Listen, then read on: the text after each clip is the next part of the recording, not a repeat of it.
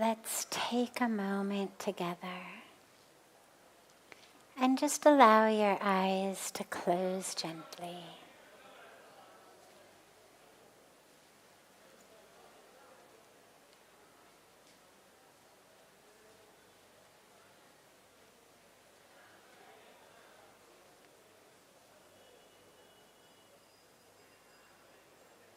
Just allow your awareness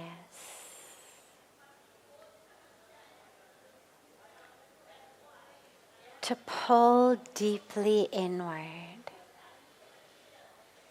Normally, all of our attention is focused outside. Sights and sounds, sensations, smells. But allow the awareness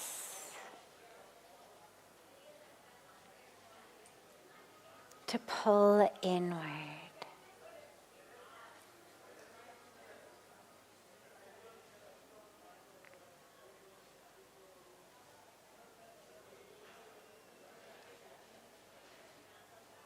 And allow yourself to just take a moment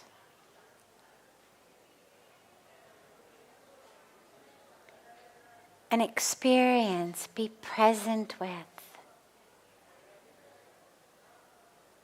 What is it like right here, right now, in this very breath,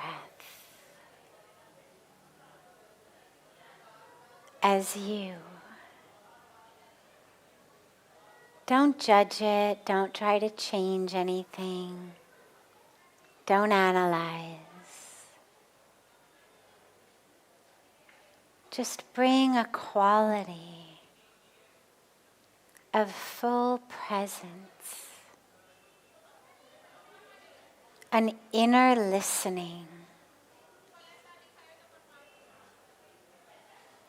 to the right here and right now of you.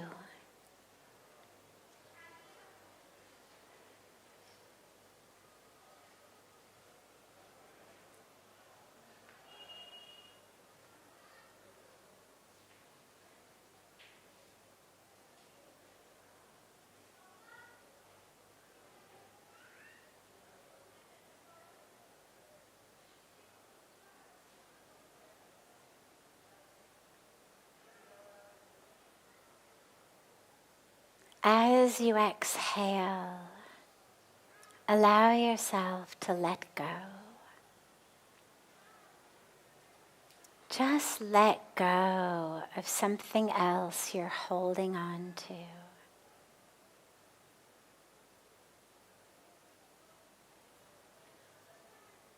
An expectation,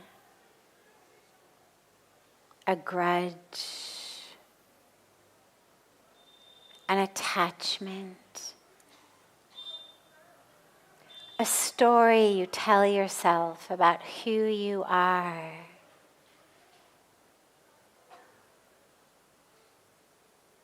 A mask that you wear in the world. Just allow yourself, as you exhale, to send these back out on the out-breath, back out into the universe. Just let them go.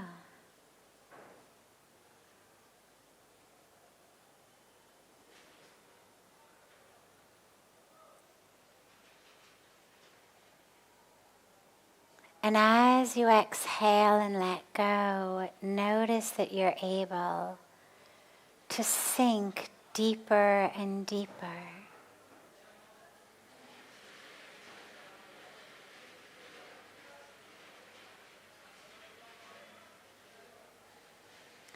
into the core, the source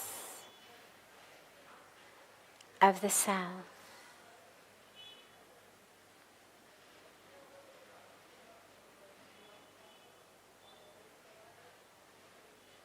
If the mind wanders, don't worry. Just bring it back. If it gets distracted by some sound or smell or thought, it's okay. Just bring it back.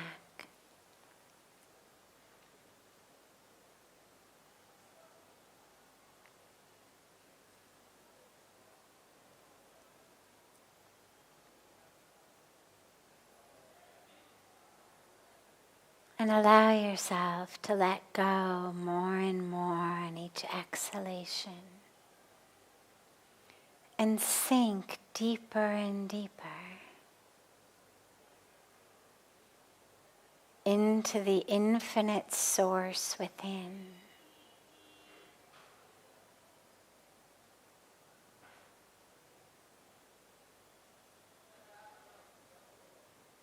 Connect with that source at the center of yourself,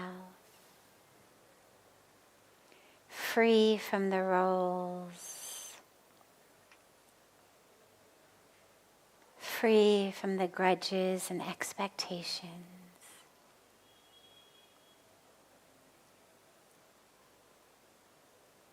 Free from the stories and the drama.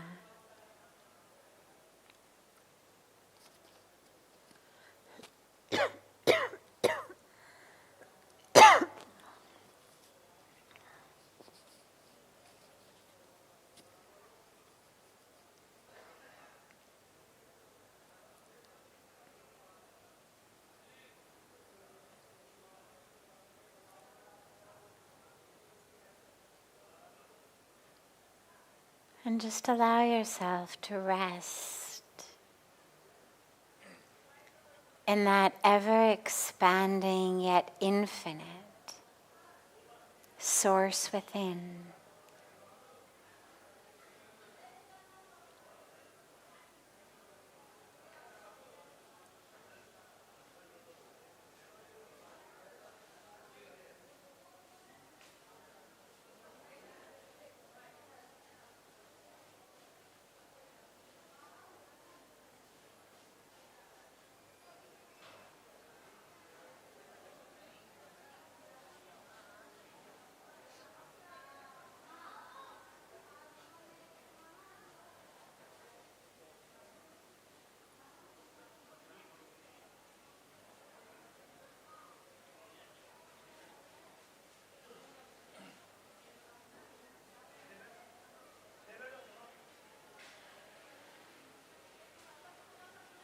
Gently bring the palms of your hands together at chest level and rub them gently against each other.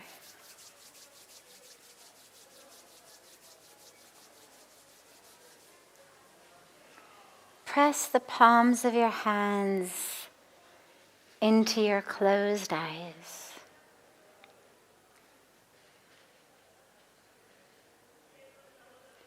Slowly and gently open the eyes and lower the hands.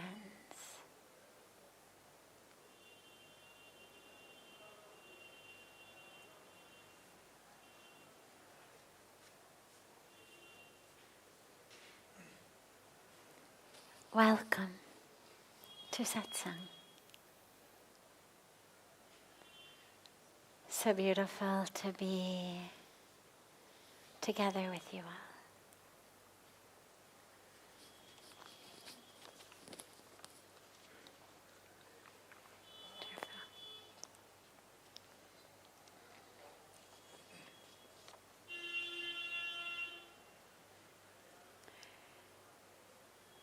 How can we put an end to all doubts and questions?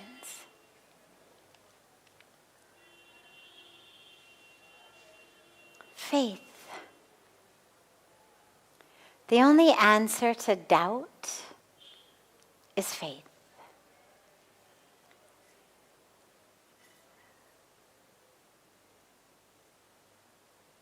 We all know people who are very cynical, very skeptical, even very suspicious. And it doesn't really matter what you say. They doubt it. Doesn't matter how much evidence you have. Doesn't matter how right you might be. They doubt it. Because their very nature is argumentative. The very nature is about non-acceptance. From a psychological side, you could say it's a defense mechanism. Doesn't matter what we call it.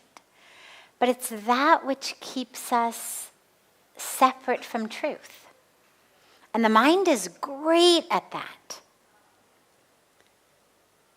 I mean, the mind is an incredible tool. It's a horrible master, but it's a great tool. It will give you all of the fuel to fuel that doubt. You want to doubt something, you want to be suspicious, you want to be skeptical and cynical, the mind is like right there with you, no problem. It's going to give you all the ammunition you need, all the energy you need, all of the ideas. Like, what else could you doubt? What else could you be suspicious about? It'll keep giving you that.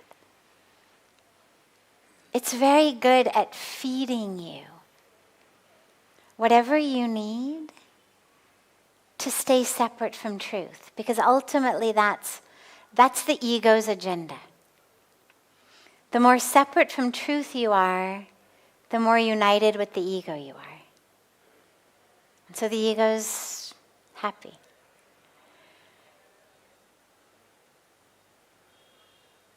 The only answer to doubt is faith. And that doesn't mean blind faith. It doesn't mean that we leave our common sense at the door. It doesn't mean that, someone says to you, I'll do this for you, just give me all your money, or, it doesn't mean that we stop having common sense, that we stop having intelligence, that we just blindly believe anything and everyone. But what it means is that we have faith in the divine, that we have faith in an intelligence, a wisdom, a plan, a meaning, a supreme goodness in the universe and of the universe.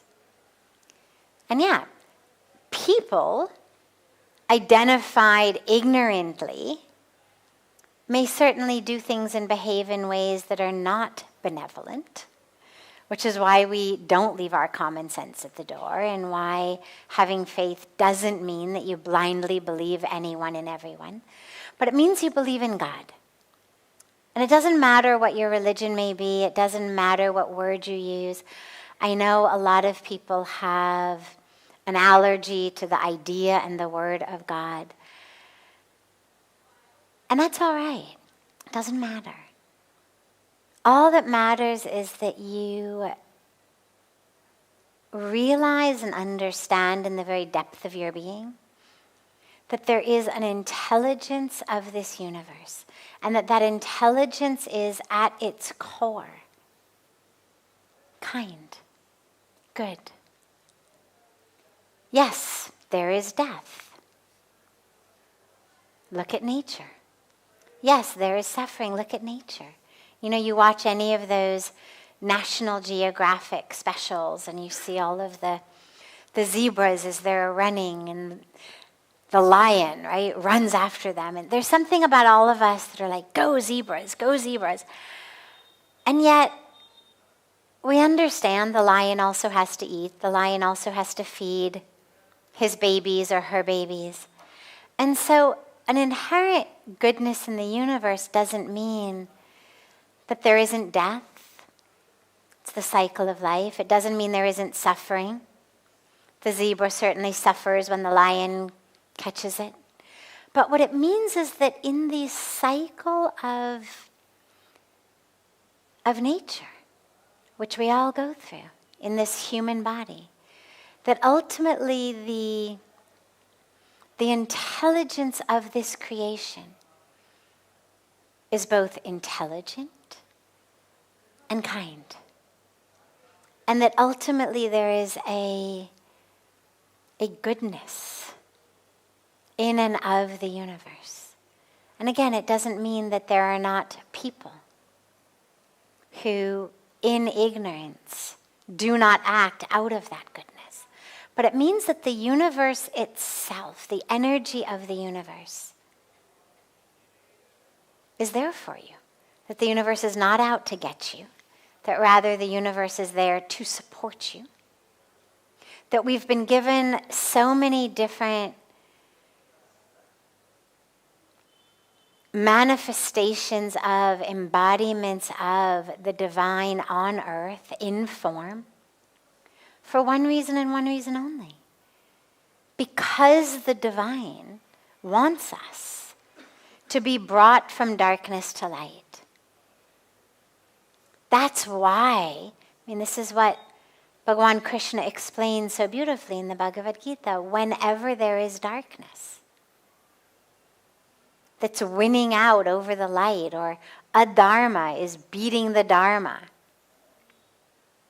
evil is conquering goodness, I incarnate in form to bring back light to the darkness, to bring back goodness to the evil, to bring back dharma to adharma. So we have all of these beautiful divine manifestations who keep being sent to help us. And as long as there is faith, again, by any name, any form, any religion, any path, it doesn't matter. You could believe in the tree of your backyard as for you the greatest manifestation of the intelligence and perfection of nature. It could be the sunrise. It could be the stars in the sky. It doesn't matter what it is.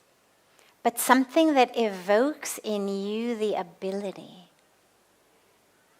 to know that we are being carried, that we are being nourished and nurtured, and that at its essence this universe is here to support us. And it's the only way for doubts to dissipate.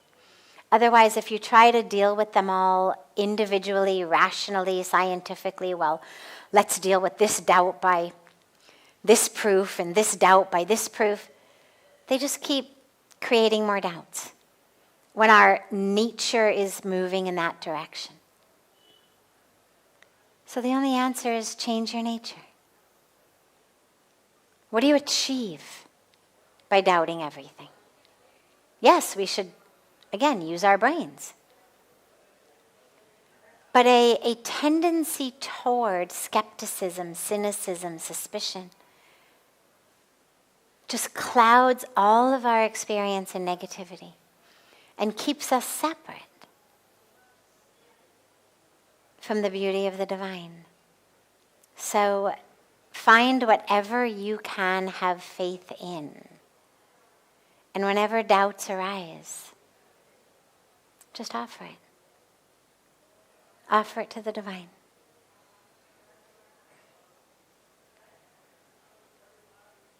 And then let yourself drop back into that state of knowing, of peace.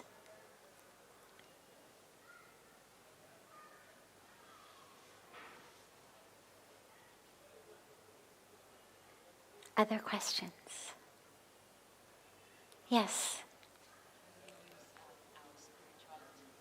He's just bringing you a microphone. How do we best use our spirituality to lift us or heal us from whatever pain or suffering we might be going through? How to use spirituality to heal us from the pain we are going through?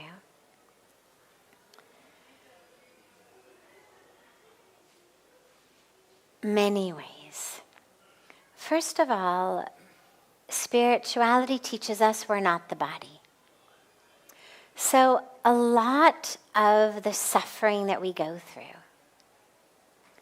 we go through because of this false identification with the body.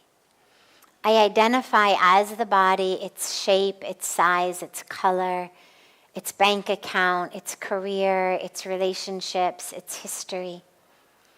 And therefore, since I identify as that, I should be more beautiful, more wealthy, more successful, more popular, because if this is me, if I am the body, and I am my title and my role and my career and my amount of money or my popularity, well then obviously there should be more of it. I want more. It's never enough. And then you end up with jealousy, competition, a sense of never being enough, because we constantly look around and we say, oh my God, this one is so much more beautiful than I am, this one is so much smarter than I am, this one is so much more successful than I am, this one has so many more followers on Facebook than I do, this one, whatever it may be. We're constantly living in that level of suffering. So spirituality pulls us out of that. It also pulls us out of it on a deeper level, because a lot of times we suffer, for example, loss in our life. Loss of a loved one, through death, through divorce, through so many other ways. We suffer loss of dreams that we had. We thought we were going to achieve X, Y, or Z. Not happening. We thought we would be able to have this, not happening. We suffer loss of careers. We suffer loss of health. And at those times when we are connected spiritually, we realize, number one, again, I'm not the body. I'm not the relationship. I'm not the career.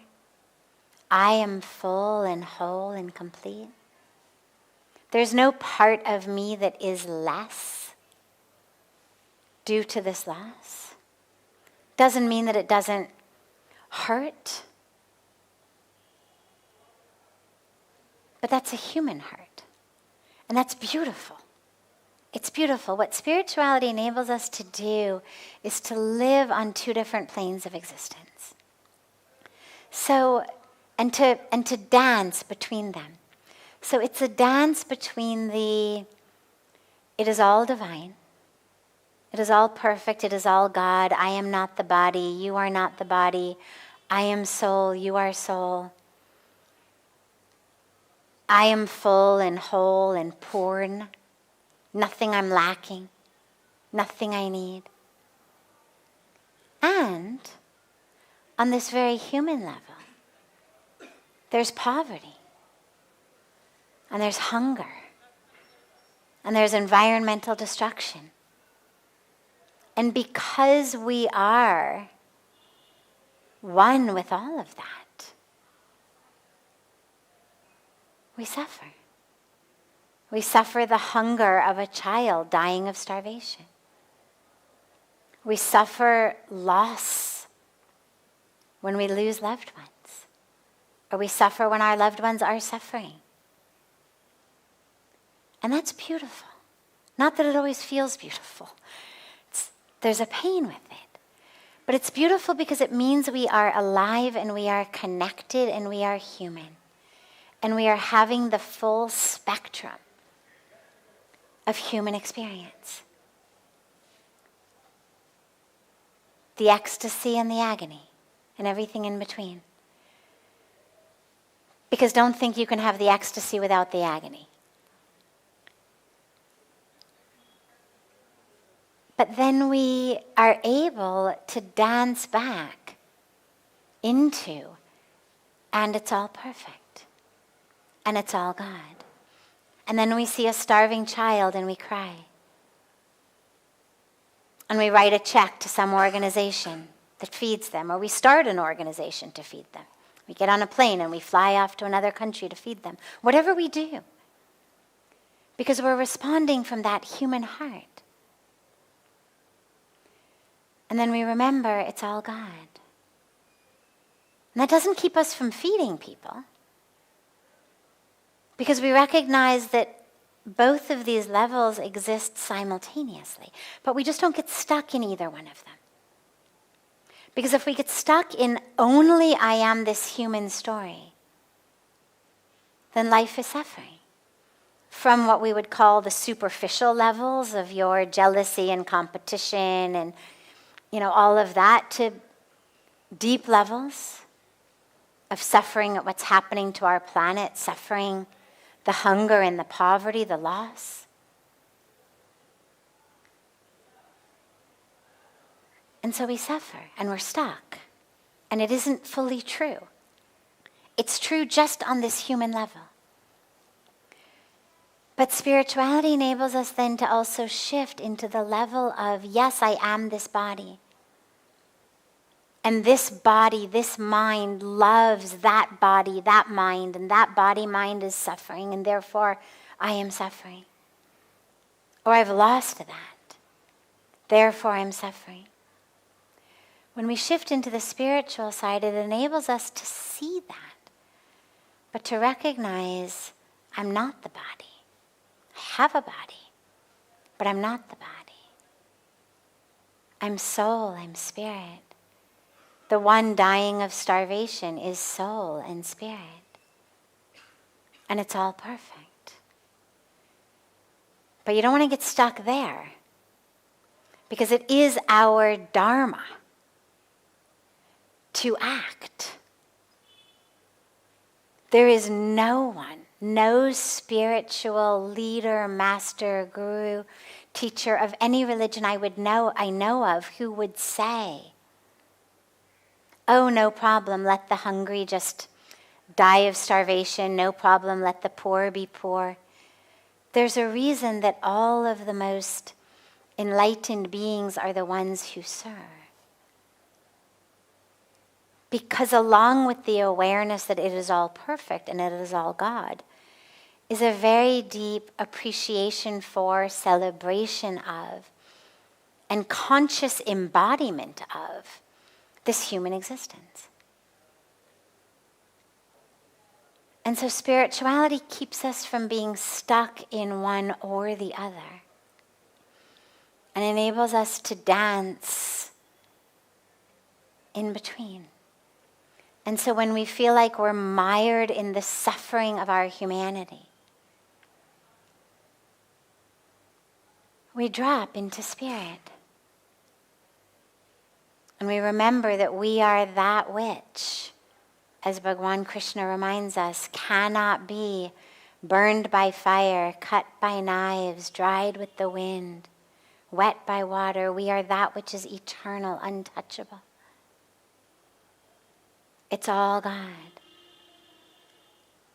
And then when we stop shedding tears over starving children, we realize it's time to dance back into our humanity, because we are supposed to shed tears over starving children. It's how you know you're still human.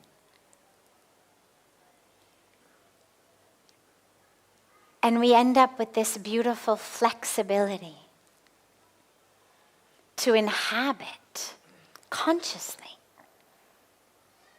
the truth of who we are as spirit, as soul, as divinity that is not separate from the supreme reality, perfect, unchanging, all-pervasive, and to inhabit and celebrate this beautiful human creation we've been given by the perfect divine. It's not separate from God. It is through the Creator that we are here. So we then embody that, and we enjoy a beautiful sunset with our eyes, or a sunrise with our eyes, and we dip in Ganga and feel how it feels in our body. We hug another being, we feel how that feels in our body, in our heart. We drink a cool glass of water on a hot day and feel how that feels. And we have this ability to dance consciously between both of the different realms.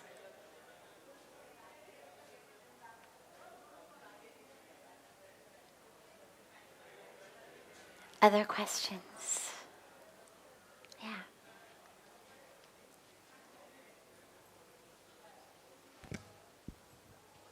Sadhviji, good evening. Pardon me for my ignorance, but I have a very simple question. That we all know that our destiny is part of our karmas, and all the sufferings or the blessings what we get in this life is coming in from those previous life karmas. Now the question I have it related to this concept, that a lot of time when we have those sufferings, so we reach out to those astrologers, healers, and so forth. So is it possible, first of all, to elevate those sufferings? That is one. Second is, if at all if we are getting healed or able to elevate those sufferings, are we not interfering those karmas or whatever divine plan what we have it? And third is, if some healer or any spiritual master is able to elevate our sufferings, is he or she is not interfering in her own karmas or our karmas or our divine plans? Beautiful. So karma is not stagnant.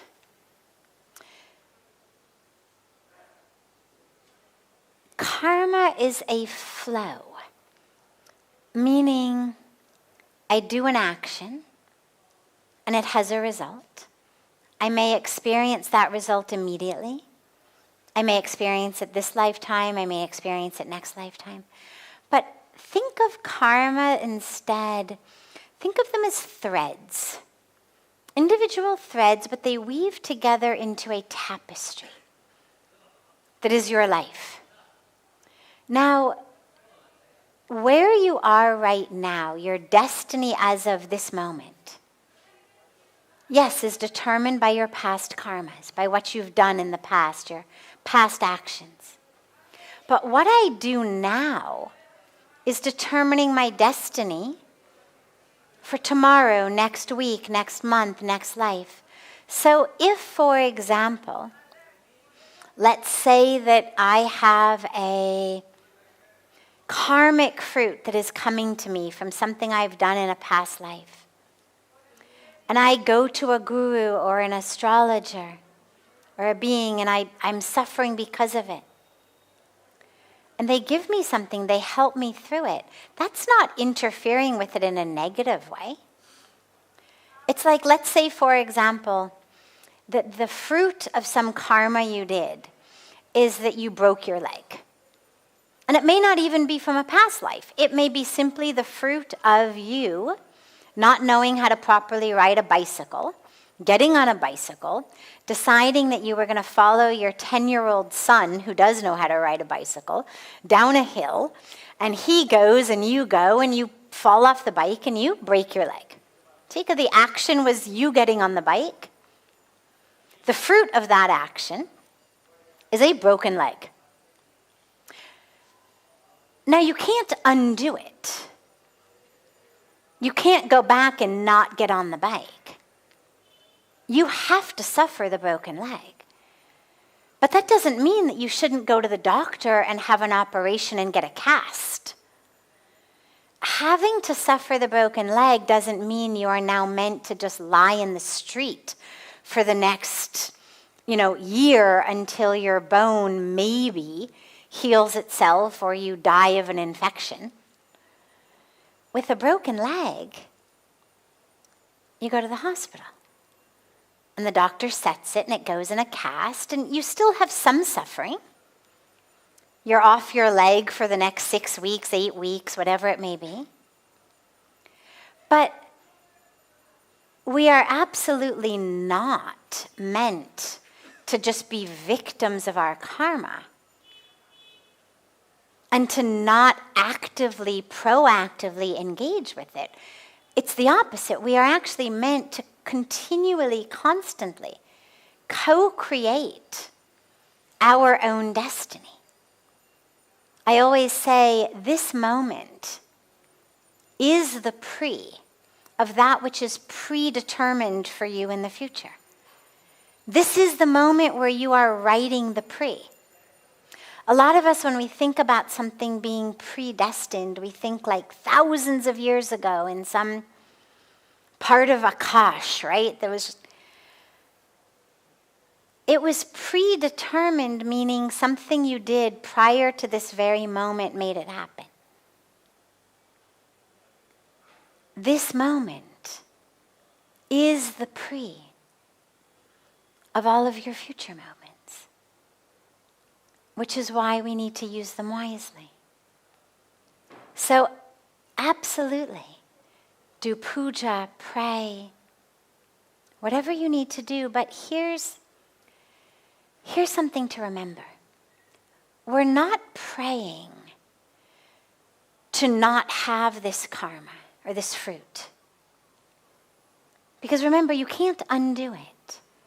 What we are praying for is to learn whatever lesson it is here to teach us so that we may move through this moment and out of suffering. It's not, oh God, or oh surgeon, wave a magic wand and unbreak my leg.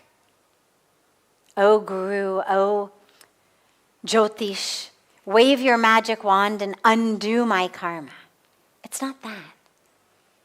It's give me the wisdom. Give me the blessings. Give me the healing to go through this moment with wisdom, with openness, to be able to learn the lessons, to be able to peel back the layers of me that are blocking me from being one with God. That's why that which happens in our life happens, is so we can get closer to God. That's the ultimate goal. If life were a board game, the end of the game is oneness with God. The goal, like where you're going with the whole maze, the whole game, is oneness with God. And so all of the obstacles along the way, all of whatever you are experiencing, that which is pleasant, unpleasant, whatever you're experiencing along the way, you are experiencing it because that situation is the most conducive for you to get closer to God. So that's the question you should be asking the gurus or the Jyotish, is how do I get closer to God through this? Please give me that mantra that through this situation, I get closer to God. Beautiful. You had a question. Yeah. I feel like your discussion,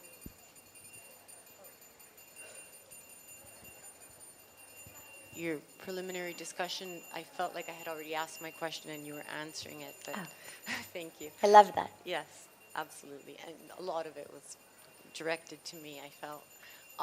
But the specifics are that my sister died about 6 weeks ago, and I have not been able to grieve her properly. Like I can't access my sister. Oh, okay. I'm so sorry. Thank you.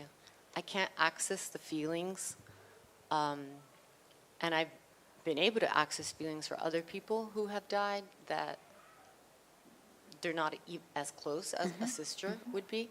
So I know I have the ability to do that, but and I do understand that because it's hard, it's going to come in its own time. But the source of my suffering is that I feel like I have a lot of, I'm worrying about my health, like almost like I know they're related, the fact that I can't grieve and the fact that I think I'm dying. Like everything is like, well, that's probably means you're going to die, and you're skinny, you can't gain weight, so you're probably going to die. And, you know, it's so related, and And I know it's my mind. I know it's not real, but it feels real. And so anything in your infinite wisdom that you can offer me to relieve my suffering or to explore this, even if I'm Sure. supposed to suffer now. I think what I need is suffering, grieving. Could you all in the Thank you. back hear her question? Could people in the back hear what she asked? Okay. So she was saying her sister passed away about 6 weeks ago.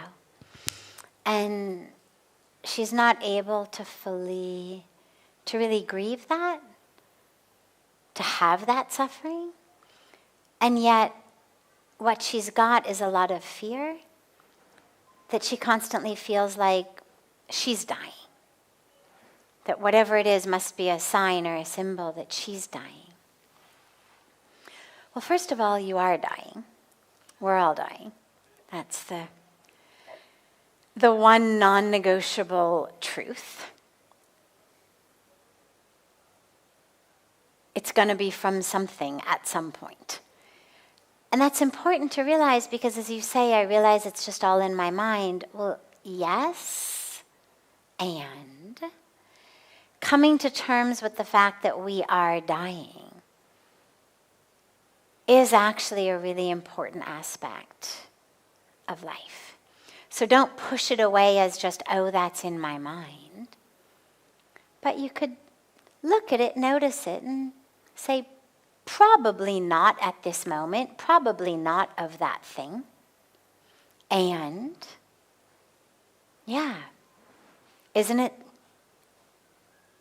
interesting, scary, sad, beautiful, however we may feel about it, to have such a finite number of years in this beautiful body?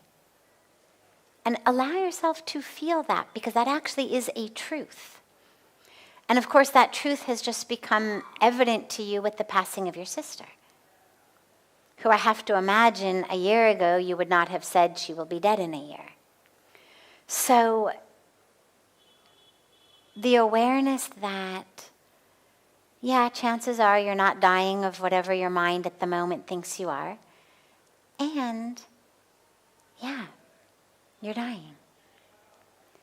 And so it brings a level of preciousness into every minute and every moment of life.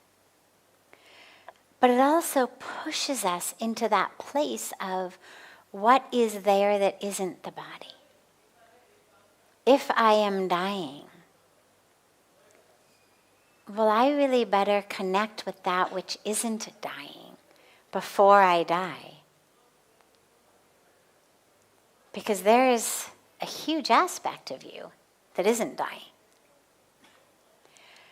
And that may be, a beautiful place to begin in terms of connecting with your sister. First of all, realize there's no right way to grieve. There's just not a right way to grieve. Don't hold yourself up by some standard of what grief is supposed to look like.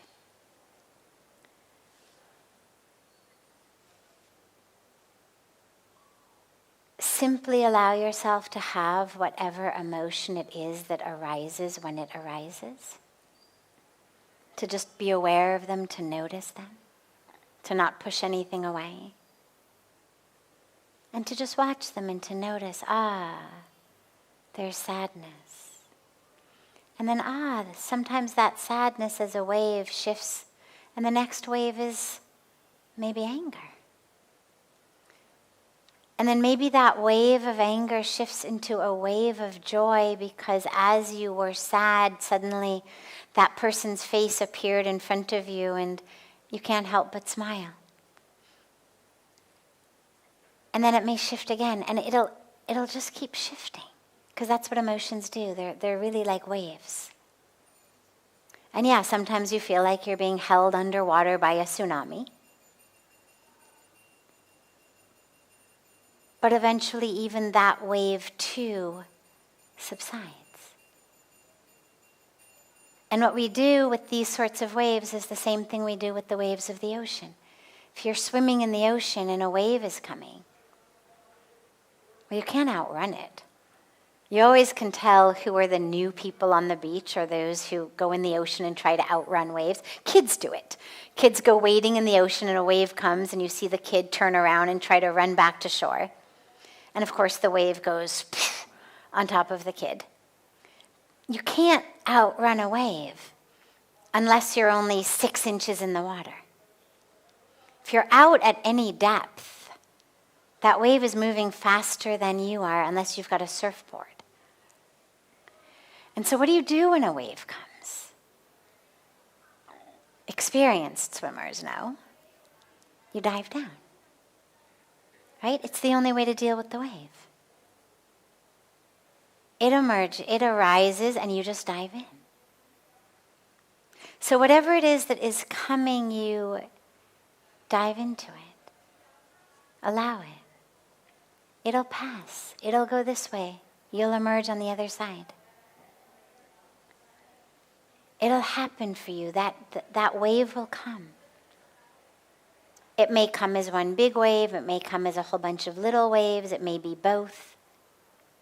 Different times. But just like there's no right way to love, there's no right way to grieve. And it might be a really beautiful way for you to begin by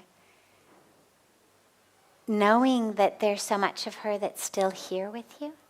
Instead of focusing on why you should grieve for that which you've lost, focus on the part of her that still is here, that soul, that spirit.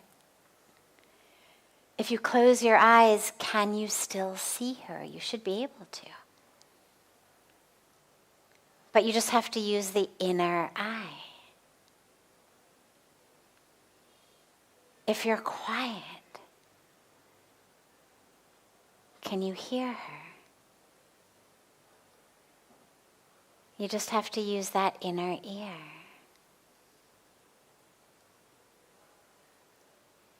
When you go deeply within, can you feel her? You should be able to, because her soul is still here. Her spirit is here.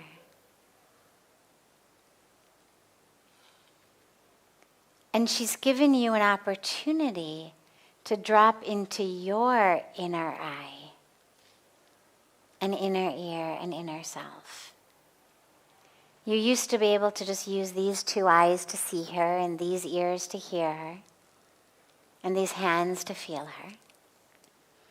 But now she sent you inward. And as you connect with that within her which is still here, it'll connect you with the part of yourself that will never die. And so, as you have that fear of death, it'll simultaneously address that, because you'll be getting more and more deeper and deeper connected to that within you that will never die.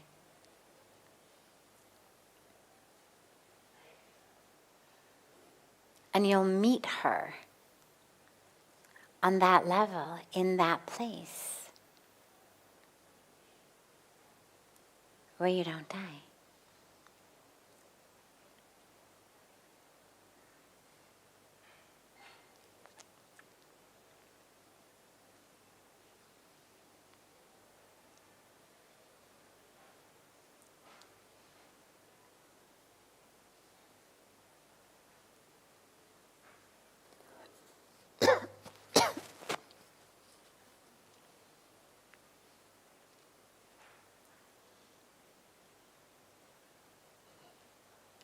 Have a beautiful, beautiful, beautiful rest of your evening, everyone.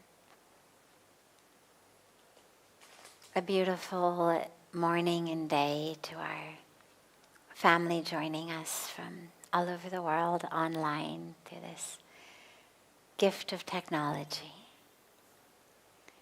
And I look so forward to seeing you all tomorrow.